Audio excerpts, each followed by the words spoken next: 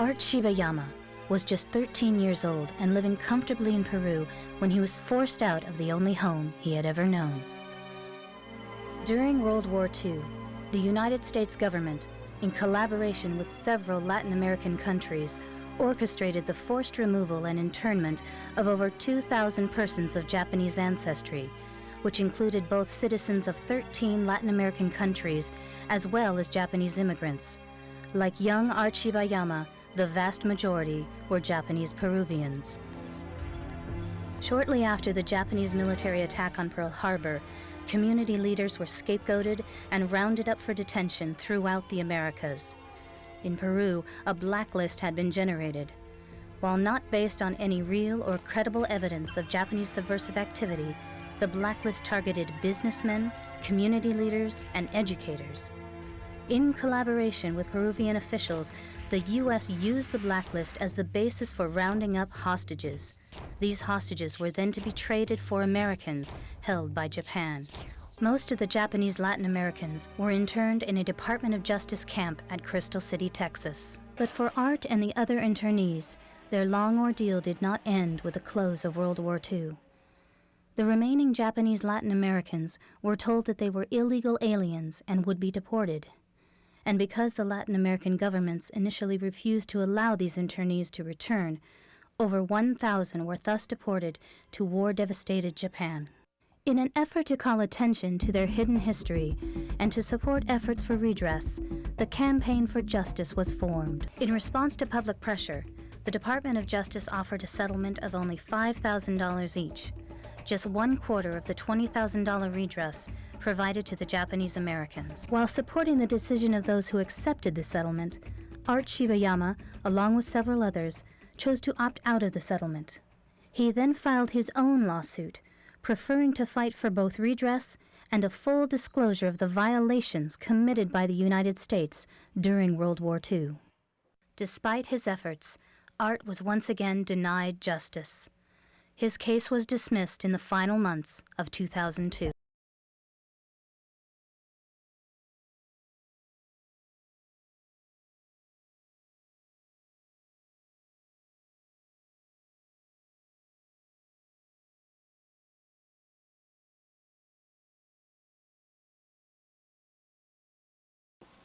How old were you when you learned of your father's and uncle's wartime experiences? How old were you at that time? I was approximately 11 years old when I learned the details about how the U.S. government kidnapped, deported, and imprisoned my father and his family.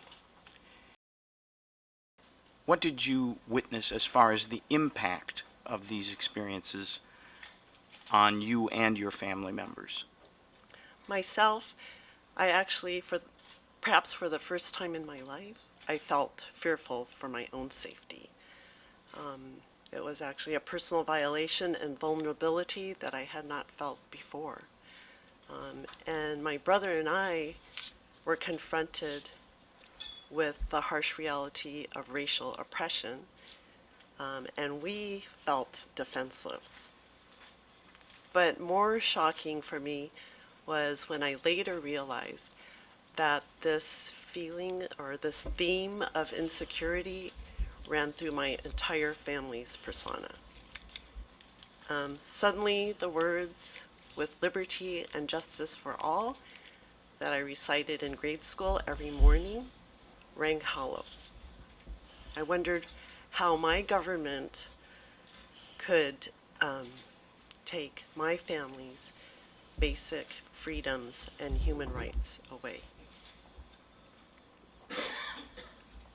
My father and his family had done nothing wrong. Their only supposed crime was that they were of Japanese descent, and the U.S. government had a needed excuse to take them as hostages to be used in exchange for Americans being held in Japan. Quite honestly, I cannot say that our family has handled the trauma of these wartime experiences very well. There's still a veil of denial and it still haunts us and still makes us feel angry and frustrated whenever we think of the injustices that our family had to face. Based on what you have witnessed, please tell the Commission how you feel the USA government should be held accountable for what it did in this incident. Despite my father's and others' efforts to educate the American public, the Japanese-Peruvian internment is still widely unknown. In school, my brother and I were never taught about what the U.S. government did to the Japanese people living in Peru. We have learned from our parents and our aunts and uncles about their wartime experiences. But even so, my family and I do not know much of what had happened. That is why the U.S. government needs to provide a complete and thorough account of what it did. We need access to all documents and all reports of conversations, conferences, and legal proceedings. My brother and I and my cousins want to know what happened to my father, my aunts and uncles, my grandfather, and my great-grandparents. We know they suffered, and we want to know why. We need the U.S. government to apologize and acknowledge what it did. We need educational funds, and we need full disclosure. So what happened to the Japanese Peruvians will not happen to my family, to any other family, or to any other group again. How you can help. Sign our petition to the Biden administration to comply with the IACHR decision. Work with the Biden administration and U.S. Congress to secure meaningful redress and reparations. Mobilize our family, friends, and the public for education and redress action. Build solidarity among our communities by making connections with our histories and justice struggles. Please donate and follow our Campaign for Justice website, Facebook page, and Instagram.